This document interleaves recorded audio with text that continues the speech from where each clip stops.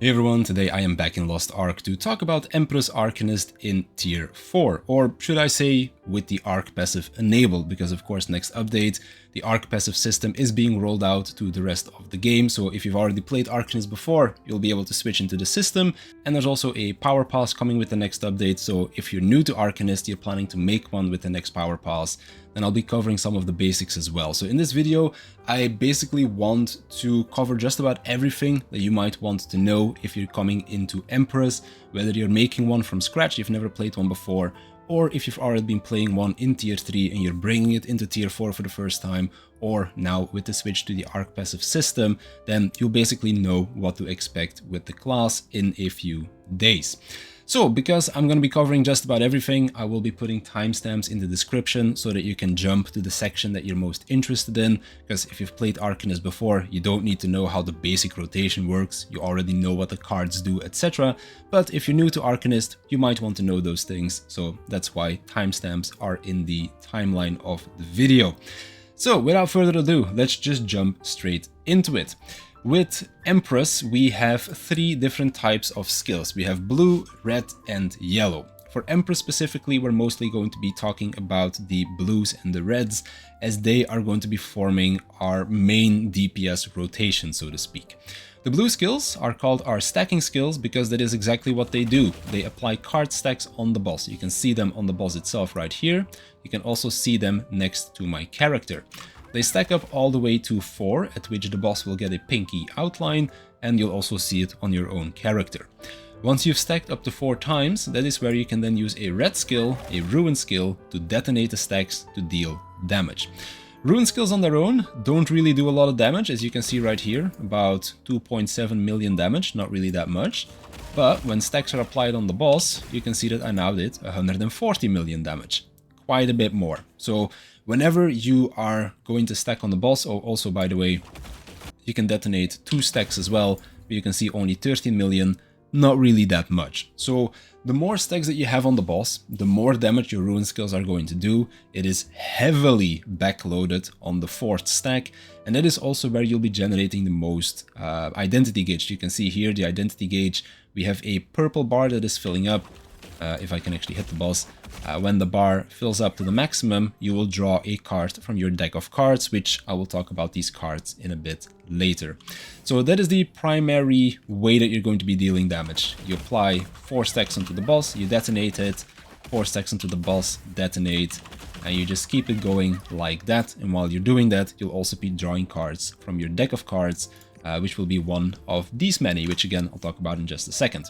Now the yellow skills then, they provide somewhat more of a supportive role to your gameplay style.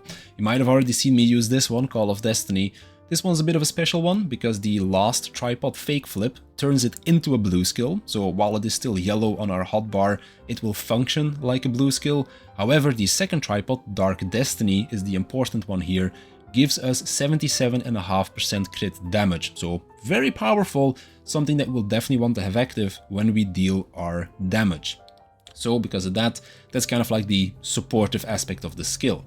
The other one that we have is Evoke. This is essentially going to draw a card from our deck on its own, so I'm going to free up a card slot right here. If I use my Evoke, you can see that once it expires, it pulls the card on its own, which is quite powerful to have. So blue skills, stacks on the boss. Yellow skills, in this case, this one can stack and provide us a buff. Red skills, detonate the stacks to deal a bunch of damage. And then again, the other yellow skills, a bit more of a supportive effect, like providing the crit damage bonus, providing us with bonus card draw, that kind of stuff. So that's how the general gameplay idea works behind the class. Now, you do want to make sure that for your normal general rotation, Call of Destiny is always applied to your ruin skills when you use them. So if we, for example, the very basic rotation is just going to be you apply your crit synergy with Scratch Dealer. This is your synergy, by the way. Then you get your last 4 stacks with Call of Destiny, you detonate them, you flip twice with Spiral Edge, you detonate, and then if you do that fast enough, you can get everything in to the crit damage bonus that Call of Destiny gives you. So as you can see, applying the crit buff now, and then just before we finish it, you can see that it now just dropped from our buff bar. So if you're fast enough, you can get everything within the Call of Destiny window. There are some different builds than the one that I currently have equipped, of course, and I'll talk about those at length later. But basically, whenever you deal damage with a Ruin skill, you want to make sure Call of Destiny is applied. So that's the whole idea behind the Arcanist or the Empress Arcanist gameplay, I guess. Apply card stacks, make sure Call of Destiny is applied, and then use your Ruin skills, rinse and repeat. So for our card generation, our identity cards then, I already kind of briefly talked about it. Whenever we are hitting the boss with skills, Ruin detonations, and then of course also Evoke, it's going to be filling up our specialty meter. I'm going to use one of my cards to kind of free up space, I guess. As you can see, boom, boom, once it fills up, it grants us a card from our deck.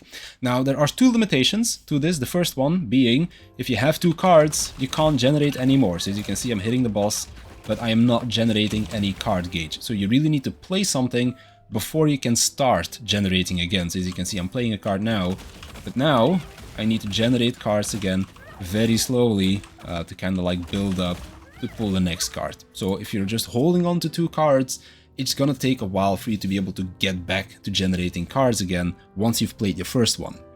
The second limitation is that you cannot pull the same card that you're already holding on to. So right now I'm gonna play my Joy card. I have one slot free. I have a three-headed snake in my left slot. I'm gonna use some Trixion magic with the recover resources to just pull more cards. You'll see that the right card will never be a three-headed snake because it just cannot be that. Now, before somebody goes into the comments, well, actually, it is possible with the clown card. I know, but that is a scenario that you're not usually going to have. The clown card is this one over here. This thing copies the last card that you used. So let's say, for example, I have my three-headed snake, I have a clown, I play my three-headed snake, so it's now gone, not in my hand anymore. The next card I draw now has the option to being a three-headed snake card again. Well, if that ends up being the case, I can now use my clown card to copy the last card I used, which was also a three-headed snake. So now I have two snake cards in my hand. That's the only way that you can get a duplicate of the card that you're holding. In any normal circumstance, like you can just forget about what I just talked about, basically. But in any normal circumstance, you can never get two of the same cards in your hand. Unless, of course, you use that clown card in RNG, kind of like suits you or whatever. But under normal circumstances, that's something that's just not going to happen. Thought I would mention it, because otherwise somebody's bound to try and correct me in the comments, but it's just something that you shouldn't really care about. And again, in normal circumstances, something that won't happen. So let's then talk about what our cards do, and I'm quickly going to get rid of one of my card effects right here, because otherwise it might look a bit weird. So these are all the cards that we have. Again, whenever we fill up our identity gauge to the max, we'll be pulling one of these cards at random. There is some weighted RNG in the sense that you'll be pulling the weaker cards a little bit more often than the strong cards, but in the end it is RNG, and I have certainly had runs where I am showered with the amazing cards and I'm not pulling a lot of the weak cards. Again, it's just RNG, it's how this class functions. So some runs you'll be doing insane DPS because you're getting nothing but good cards. Some runs your DPS will be much lower because you just can't seem to find one good card, for example. It's all up to RNG. Now, one special mention is the Knight of the Empress card. This is a card that becomes available with the Ark Passive system. So if I open up my Ark Passive real quick, the Enlightenment tree down here, we have this note, Knight of the Empress. This one will put the Knight of the Empress card into your deck of cards. So this one isn't always there, it's an optional card.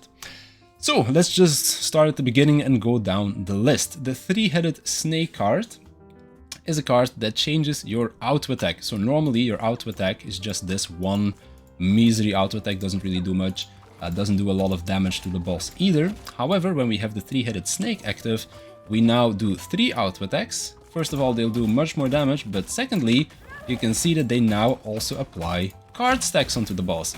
So we can use this to kind of correct our rotation. Like for example, if we missed a skill or something, we can just quickly apply like this, boom, 4 stacks, and then we can just kind of keep going.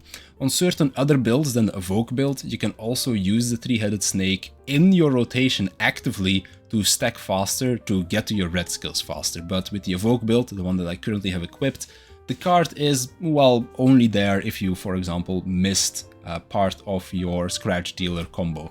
Scratch Dealer hits twice. You can see that there's like 1, 2, and then 3 hits. The 1 and the 2, they both apply a card stack.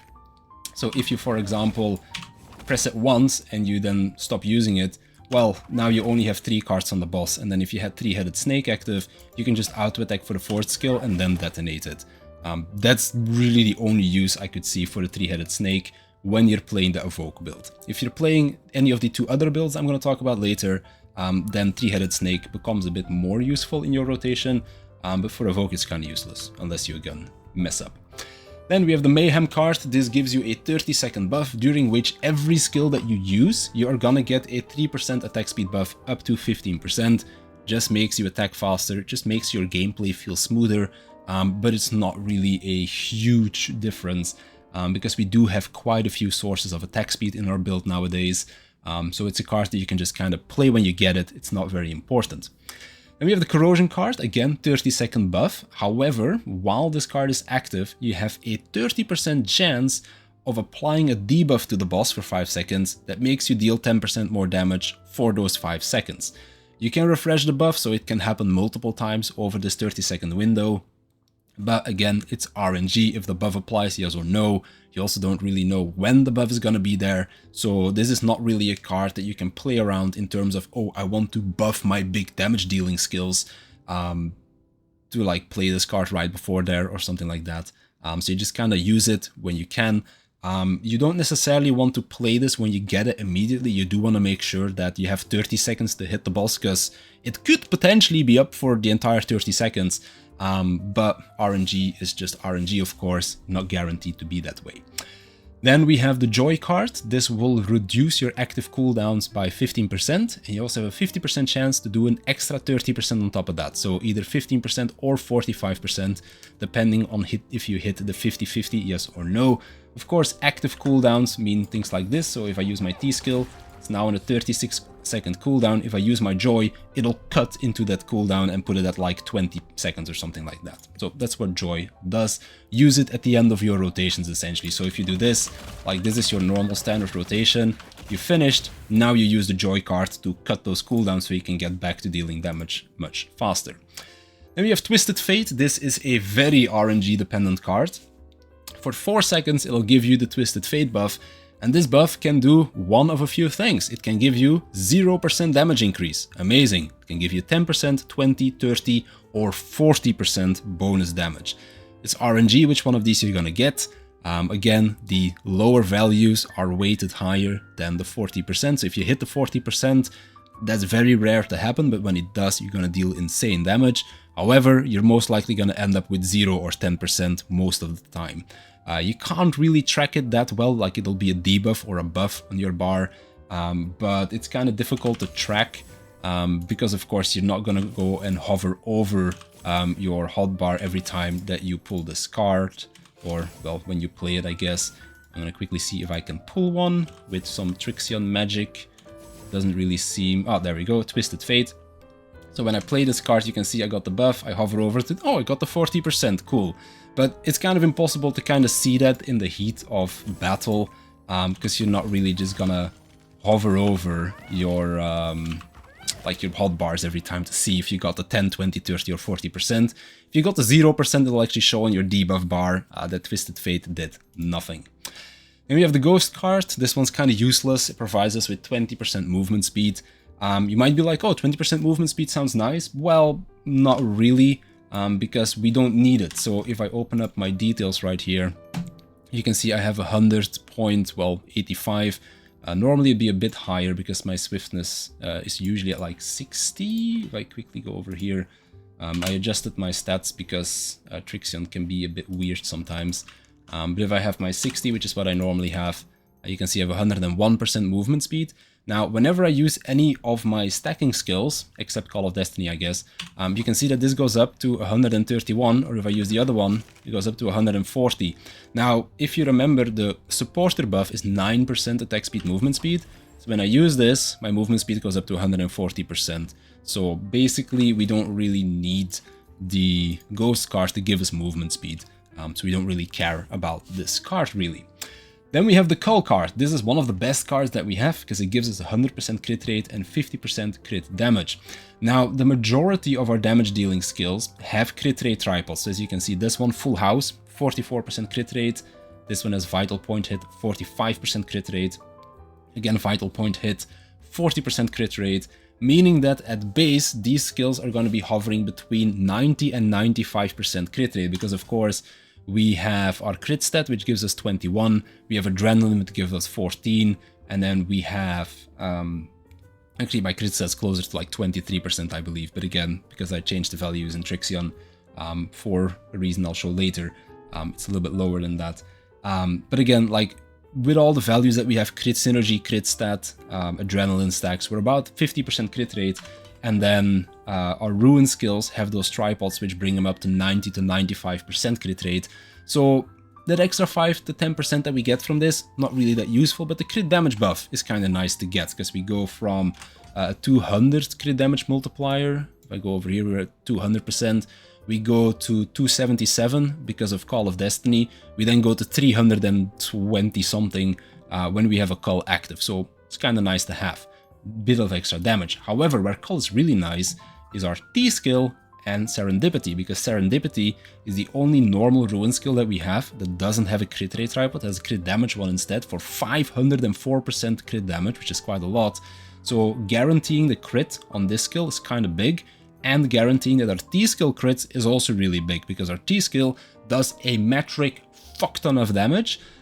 So you basically, if you pull a Cull, you're saving it for your T skill because guaranteeing that this crits is so important that you're basically always going to hold a Cull for that if you get one. So yeah, that's what Cull does. Also important to note is that it gives you 100% bonus crit rate. So if you're planning on using the Blunt Thorn, this node over here, Blunt Thorn goes up to 120% crit rate. So every time you pull a Cull, you're basically maxing out Blunt Thorn value if you decide to play that. However, do know, Blunt Thorn caps your crit rate at 80%, so even though you play this, and if you're not running Blunt Thorn, you're guaranteed to crit everything. If you have Blunt Thorn, Cull does not guarantee you crit everything anymore. So, bit mixed feelings for me personally, but it is something that you could do if you want to do so. Then we have the Balance card. This will give you +1 to each stacking hit that you do to the boss. So for example, my Scratch Dealer hits twice for 1 card, so it does 1, 2.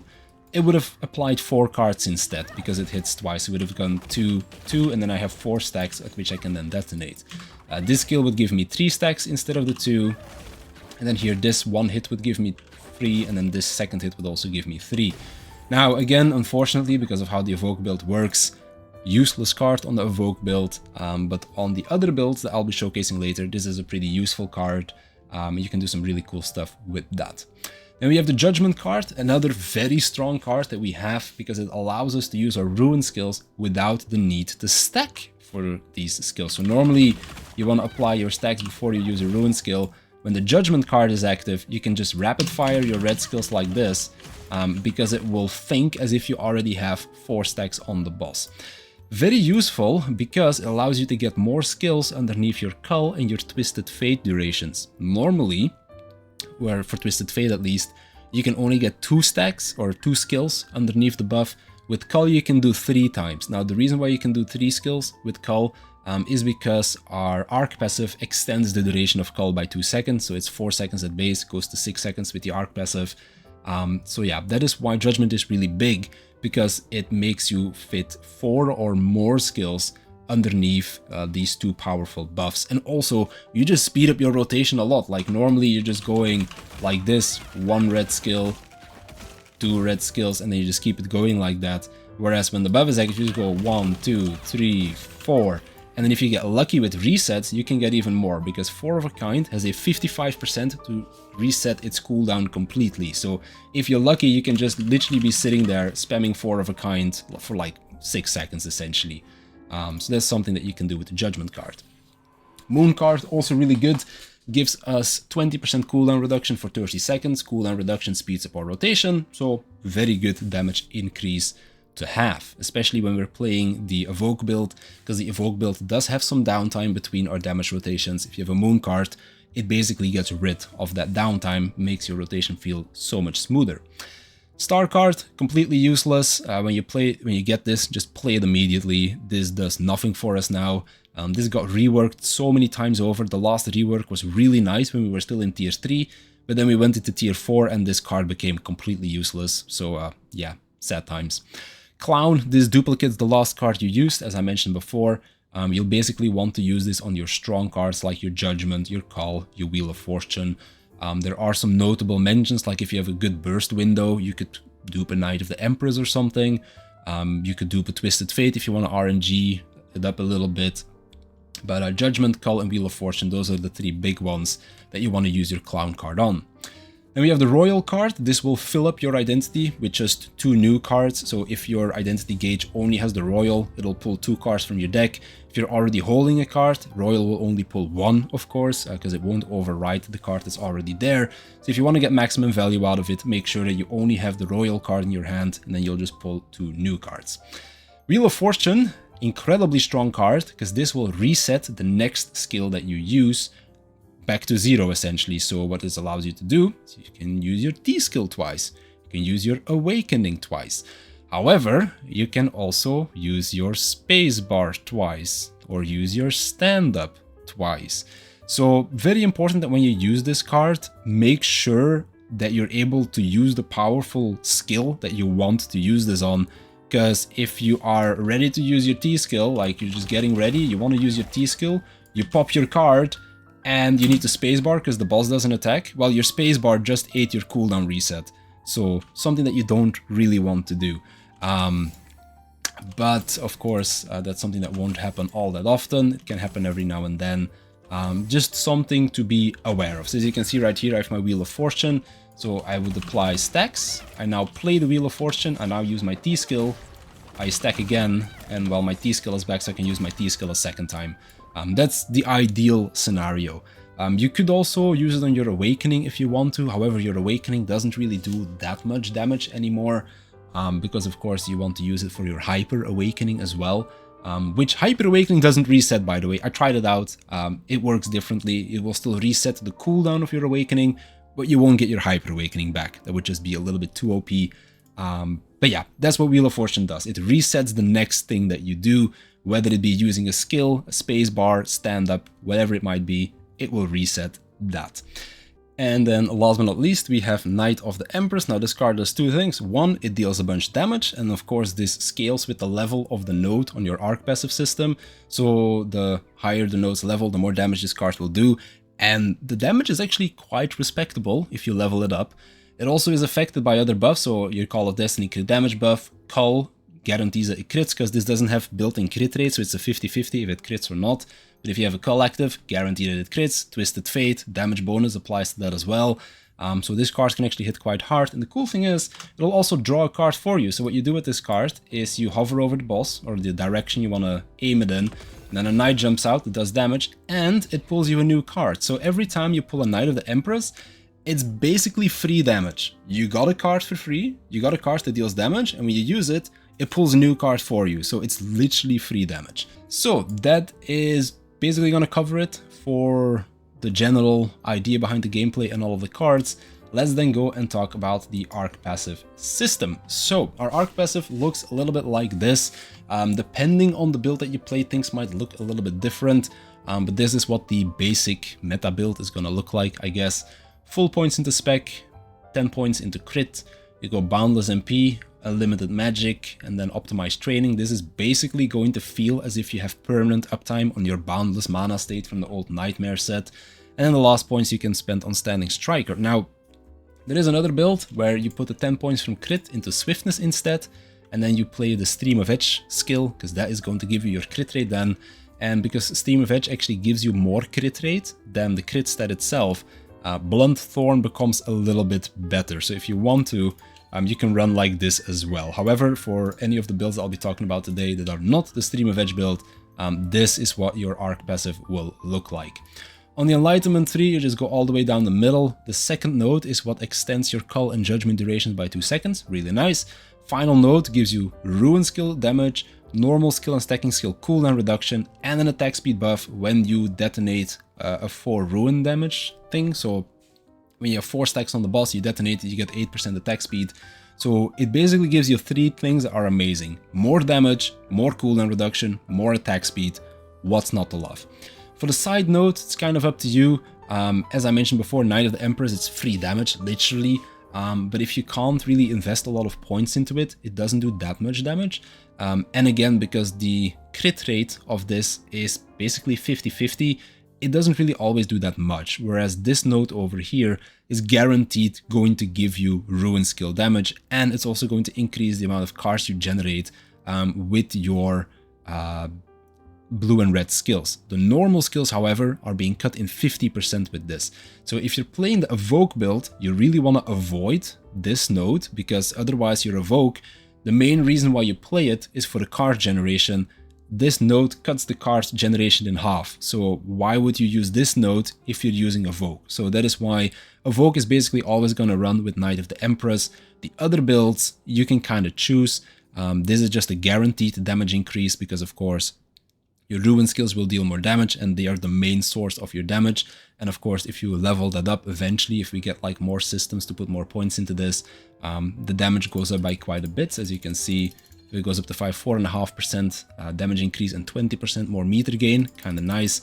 But again, if you can level this up, it goes up to 400% bonus damage, quite a bit as well. So depends on the build. If you're playing Evoke, take Knight of the Empress. If you're not playing Evoke, up to you which of the two that you would like to use.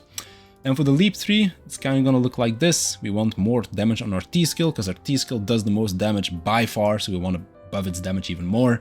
Also the reason why you want to lower its cooldown as much as we can. And we take instant spell for 2 reasons. One, the attack speed is nice because our T skill has a very slow cast time. So slow that we can't always fit it in to our Call of Destiny buff. If you want to use it like twice in a row with a Wheel of Fortune card, for example. But also the MP cost is kind of nice, because if we're not playing with a summoner or an artist, then our MP might actually be a bit of a concern. So taking MP cost reduction here is really nice. It's also why, as you can see for our engravings later, we'll be running MP efficiency increase. So that's something to keep in mind. For the leap bonus points, I guess, when you get access to the bracelets, quads is the one that is the best one over here. This will give you a whopping 40% bonus damage, which is quite a bit. This one will increase the crit rate. Now, when we max this out, it gives us 30% crit rate, buffs its crit rate to 80%, which is okay, but still not really as reliable as having 90 to 95% on our other ruined skills.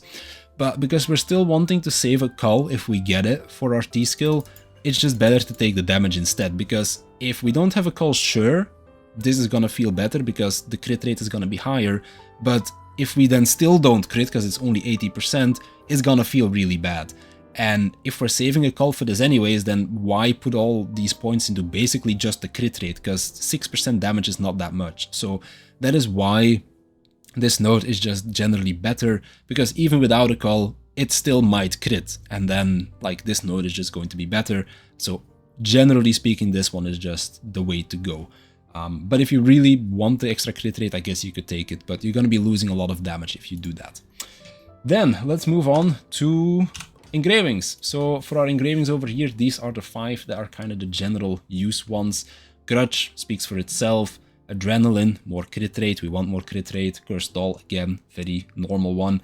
Raid Captain, already talked about it before. We have 101 movement speed. We'll just go all the way back down here again. Whenever we use one of our stacking skills, we go to 131 or 140. If you add the 9% from support, we're always at 140% movement speed when we're dealing damage. So Raid Captain efficiency is there. And then MP efficiency increase is there for 2 reasons. One, for the MP recovery that we get, because it's actually kind of needed.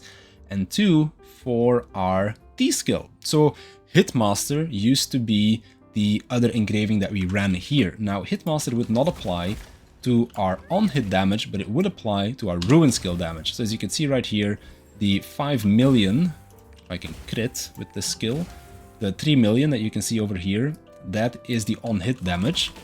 But if I do this, the 140 million, that is our ruin skill damage. Ruin damage is non-positional damage, so Hitmaster applies to it.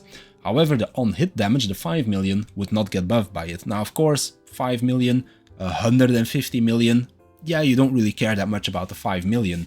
However, our T-skill has a bit higher on-hit damage, and I'm gonna see if I can get this to crit, because this really does a lot. I'm also gonna give myself Spirit Absorption real quick. Let me just give unlimited resources. So as you can see, our T-skill, even non-crit, it does 60 million. If it ends up critting, which I'm sure it will at some point, 150 million almost. So 150 million on-hit damage, that's something that we kind of do want to buff. And then of course, when we're fully buffed and we hit it, this skill hits very hard, as you can see, 250 on hit, and then 750 ruin skill crit. So yeah, we definitely want to make sure that we buff both the on hit as well as the ruin detonation of that skill. So that is why MP efficiency is kind of the way to go, because this is a back attack. Hitmaster would not have buffed that. Same thing for our other ruin skills, by the way. Like this is a back attack, this is a front attack, this is a back attack. The only one that's not is Celestial Rain. So this is the only skill that would get full benefit from Hitmaster, whereas all 5 of these skills benefit from MP efficiency. So while it is technically giving us 1% less, it is at least buffing the on-hit damage as well. Now, on-hit of our 4 normal ruin skills, not that impressive. On-hit of our Devil skill, T-skill, that one is quite impressive. So that is why we want MP efficiency. For our gems, it's really easy. Transfer everything into tier 4, because if they are all transferred into tier 4, we get the basic attack power increase, and this will buff our T-skill damage. Our T-skill is the main damage contributor in our build, so that is why we want to transfer everything.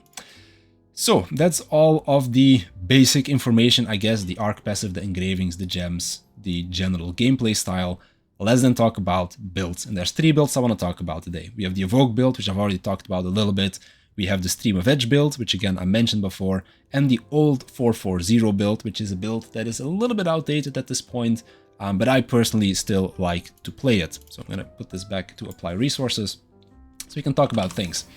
So the Evoke build, the main reason why this build is so good is because it draws a lot of cards. As I mentioned before, Evoke on its own will draw 1 card for us. So basically every 10 seconds we can draw an extra card for our deck, which is gonna just about double our card generation. Cards mean damage. Because our T-skill is such a big contributor to our damage profile, being able to more reliably ensure you have at least 1 good card for your T-skill is going to mean that our overall damage is also going to go up because we're able to buff our T-skill more often. So that's why Evoke is really good. Another reason why I am personally recommending this as the new player build to play is because it is very easy to play.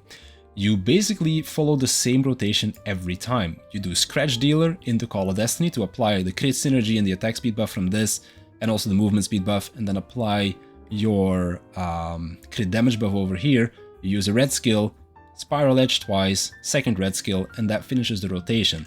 Because this way you apply all your buffs, and these buffs are active for all of these hits. As you can see, my crit damage buff only times out after I use my second red buff. It just times out now.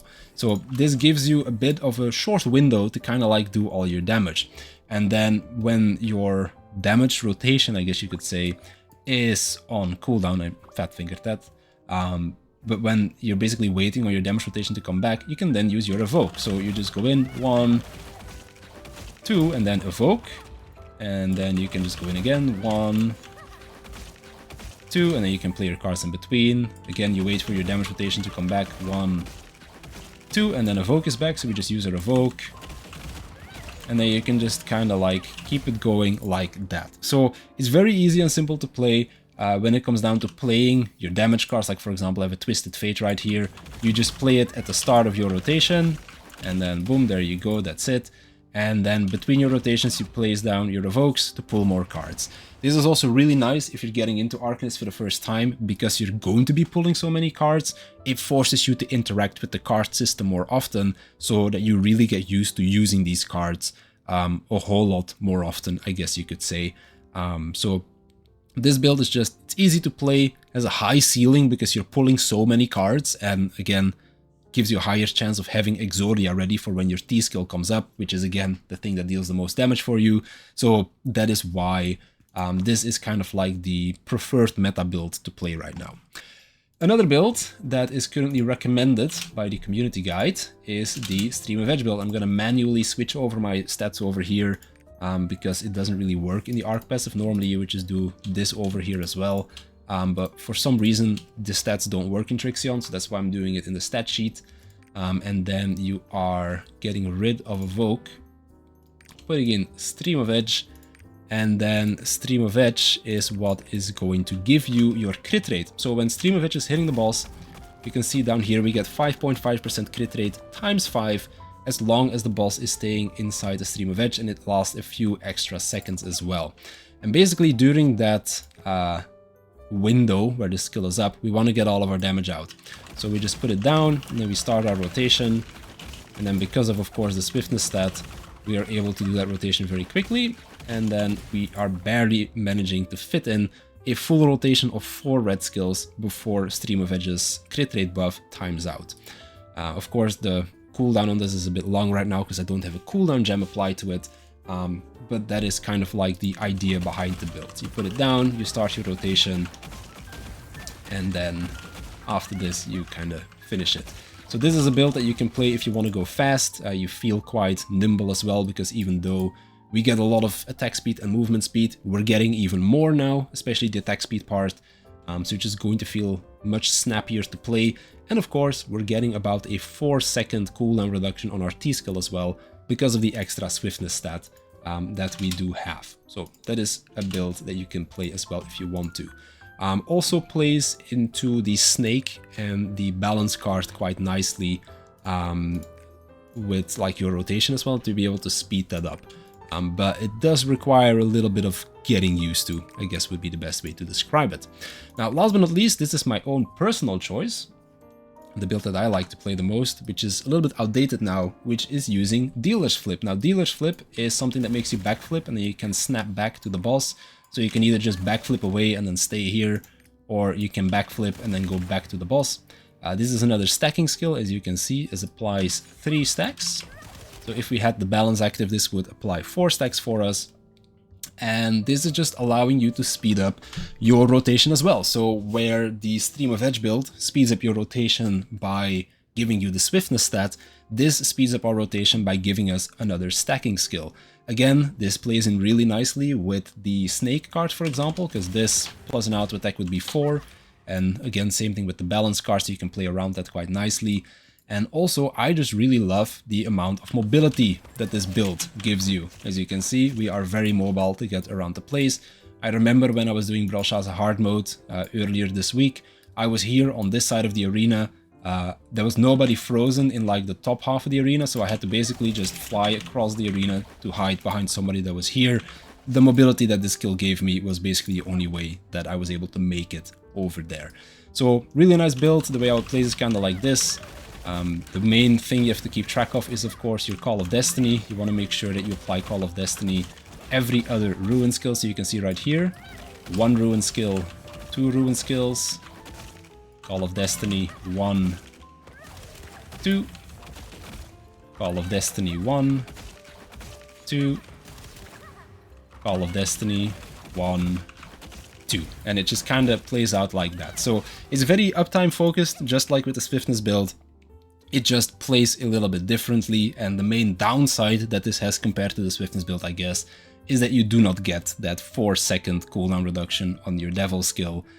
So it's a little bit slower in that regard, I guess, but for the most part it does kind of the same things that the swiftness build does.